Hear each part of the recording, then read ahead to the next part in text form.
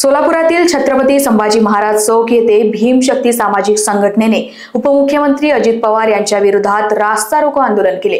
मुंडवा येथील पार्थ पवार यांच्या कथित जमीन घोटाळा प्रकरणाच्या पार्श्वभूमीवर घटनेने आक्रमक भूमिका घेतली आहे। आंदोलनादरम्यान पदाधिकाऱ्यांनी अजित पवार यांनी राजीनामा द्यावा अशी मागणी करत जोरदार घोषणाबाजी केली। या आंदोलनामुळे चौकातील वाहतुकीत काही काळासाठी खोळंबा निर्माण झाला होता।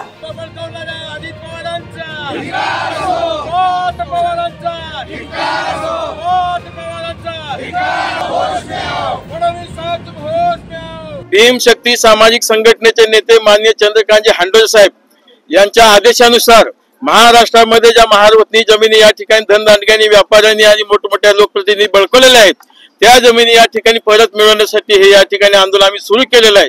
ही आंदोलन संपूर्ण महाराष्ट्रभर होत असून याची अशाच पद्धतीने जोपर्यंत आमच्या जमिनी महारवतनीय जमिनी असतील, गायरान जमिनी असतील, या ठिकाणी मिळालेल्या ज्या काही विमानी जमीन असतील त्या जमिनी जोपर्यंत ज्या शेतकऱ्याला त्या मालकाला मिळत नाहीत तोपर्यंत या ठिकाणी आमच्या भीमशक्ती सामाजिक संघटनेच्या वतीने अशा पद्धतीने आंदोलन राहणार आहे।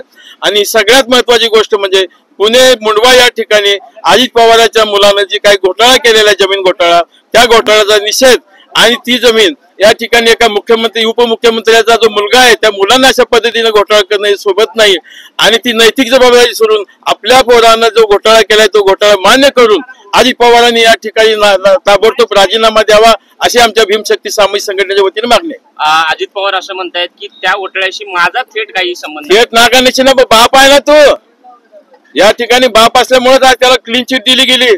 तुम्ही बाहेर पडा, त्याला कसं आतमध्ये घालतात, कसं सोलतात बघा ना।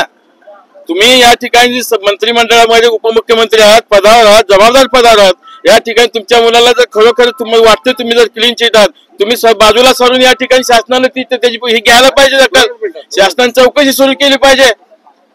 आमचं असं म्हणणं आहे की तुम्ही नैतिक जबाबदारी चुकून राजीनामा द्या, बाकी चौकशी होऊ द्या, मग कसं होते बघा। त्यांच्यावर भाजपने 70,000 कोटीचा घोटाळ्याचा सुद्धा आरोप हे तर सगळ्या जगाला माहित आहे, त्यांनी ती फाईल राखून ठेवलेली आहे। जोपर्यंत अजितदादा वळवळ करत नाही तोपर्यंत ठेवलेली आहे। उद्या झालं तर अजितदादा परत काय वळवळ केलं की ती फाईल काढतात, परत त्याला आतमध्ये घालतात। आजच्या आंदोलनाचं स्वरूप काय आहे तुमचं? आमच्या आंदोलनाचं अशा पद्धतीने शहर जिल्हा सोलापूरच्या वतीनं आज या ठिकाणी आम्ही रस्ता रोको आंदोलन केलेलं आहे। हा आदेश आम्हाला आमचे नेते चंद्रकांतजी हांडोळे साहेबांनी दिलेला होता। संपूर्ण महाराष्ट्रामध्ये अशा पद्धतीने व्हायला लागलेला आहे, त्यामुळे आता हे संपूर्ण महाराष्ट्रभर होणार। Bureau report, Lokvahini media, Solapur.